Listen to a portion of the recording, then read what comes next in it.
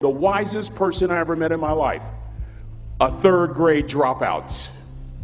Wisest and dropout in the same sentence is rather oxymoronic, like jumbo shrimp.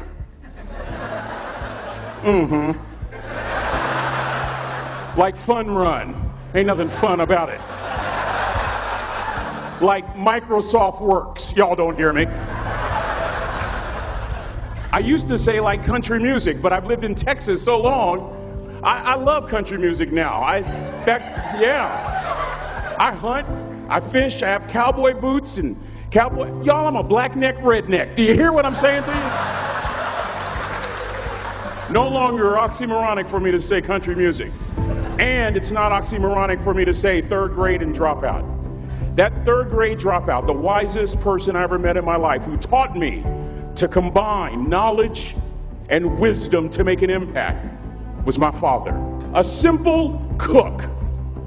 Wisest man I ever met in my life. Just a simple cook.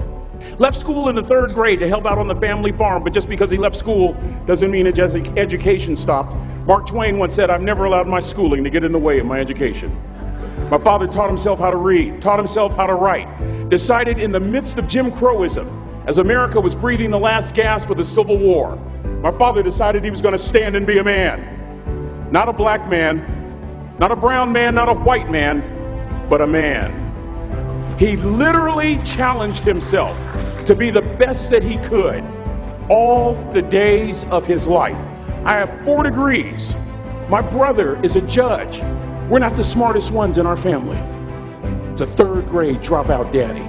A third grade dropout daddy who was quoting Michelangelo, saying to us, "Boys, I won't have a problem if you aim high and miss, but I'm going to have a real issue if you aim low and hit." A country mother quoting Henry Ford, saying, "If you think you can or if you think you can't, you're right." I learned that from a third grade drop. Simple lessons. Lessons like these. Son, you'd rather be an hour early than a minute late. We never knew what time it was at my house because the clocks were always ahead. My mother said for nearly 30 years my father left the house at 3:45 in the morning. One day she asked him, "Why, Daddy?" He said, "Maybe one of my boys will catch me in the act of excellence. I want to share 2 things with you." Aristotle said, "You are what you repeatedly do."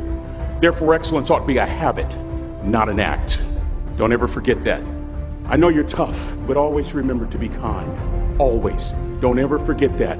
Never embarrass mama. Yeah. If mama ain't happy, ain't nobody happy. If daddy ain't happy, don't nobody care. But you know, I'm trying to tell you. Next lesson. Lesson from a cook over there in the galley. Son, make sure your servant's towel is bigger than your ego. Ego is the anesthesia that deadens the pain of stupidity. Y'all might have a relative in mind you want to send that to. Let me say it again. Ego is the anesthesia that deadens the pain of stupidity. Pride is the burden of a foolish person. John Wooden coached basketball at UCLA for a living, but his calling was to impact people. And with all those national championships, guess what he was found doing in the middle of the week? Going into the cupboard, grabbing a broom, and sweeping his own gym floor. You want to make an impact? Find your broom. Every day of your life, you find your broom. You grow your influence that way. That way you're attracting people so that you can impact them. Final lesson. Son, if you're going to do a job, do it right. I've always been told how average I can be. Always been criticized about being average. But I want to tell you something. I stand here before you, before all of these people, not listening to those words, but telling myself every single day to shoot for the stars, to be the best that I can be. Good enough isn't good enough if it can be better, and better isn't good enough if it can be best. Let me close with a very personal story that I think will bring all this into focus. Wisdom will come to you in the unlikeliest of sources, a lot of times through failure. When you hit rock bottom, remember this. While you're struggling, rock bottom can also be a great foundation on which to build and on which to grow. I'm not worried that you'll be successful. I'm worried that you won't fail from time to time. The person that gets up off the canvas and keeps growing, that's the person that will continue to grow their influence. Back in the 70s, to help me make this point, let me introduce you to someone. I met the finest woman I'd ever met in my life. Back in my day, we'd have called her a brick house. This woman was the finest woman I'd ever seen in my life. There's just one little problem. Back then, ladies didn't like big old linemen. The blind side hadn't come out yet. They like quarterbacks and running backs. We're at this dance, and I find out her name is Trina Williams from Lompoc, California. And we're all dancing, and we're just excited. And I decide in the middle of dancing with her that I would ask her for her phone number. Trina was the first one. Trina was the only woman in college who gave me her real telephone number. The next day, we walked to Baskin & Robbins ice cream parlor. My friends couldn't believe it. This has been 40 years ago, and my friends still can't believe it. We go on a second date, and a third date, and a fourth date. We drive from Chico to Vallejo so that she could meet my parents. My father meets her. My daddy, my hero, he meets her, pulls me to the side and says, "Is she psycho?" But anyway, we go together for a year, 2 years, 3 years, 4 years. By now, Trina's a senior in college.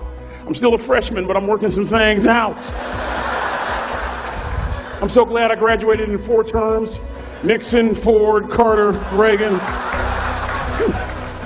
So now it's time to propose. So I talk to her girlfriends, and it's California, it's in the 70s, so it has to be outside, have to have a candle, and you have to have, some chocolate. Listen, I'm from the hood. I had a bottle of Boone's Farm wine. That's what I had. She said yes. That was the key. I married the most beautiful woman I'd ever seen in my life. Y'all ever been to a wedding, and even before the wedding starts, you hear this? How in the world? And it was coming from my side of the family.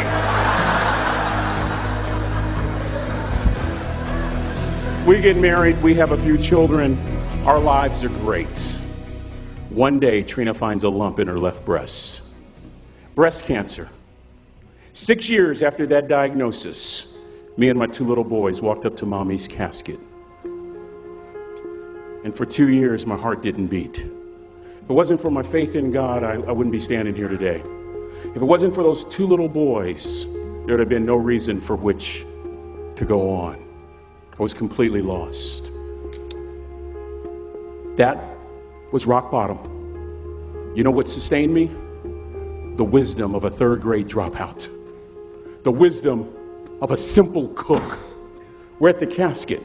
I'd never seen my dad cry. But this time I saw my dad cry. That was his daughter. Trina was his daughter, not his daughter-in-law. And I'm right behind my father, about to see her for the last time on this earth. And my father shared 3 words with me that changed my life right there at the casket. It would be the last lesson he would ever teach me. He said, "Son, just stand. You keep standing.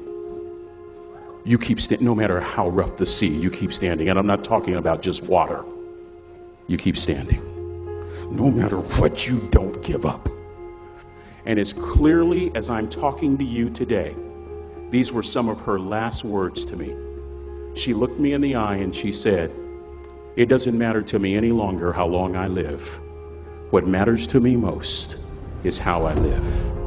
I ask y'all one question, a question that I was asked all my life by a 3rd grade dropout. How you living? How you living? Every day, ask yourself that question, how you living? Here's what a cook would suggest you to live this way. That you would not judge, that you would show up early, that you'd be kind, that you'd make sure that that servant's towel is huge and used, that if you're going to do something, you do it the right way. That cook would tell you this, that it's never wrong to do the right thing, that how you do anything is how you do everything. And in that way, you will grow your influence to make an impact. In that way, you will honor all those who have gone before you, who have invested in you. Look in those unlikeliest places for wisdom. Enhance your life every day by seeking that wisdom and asking yourself every night, how am I living? May God richly bless y'all. Thank you for having me.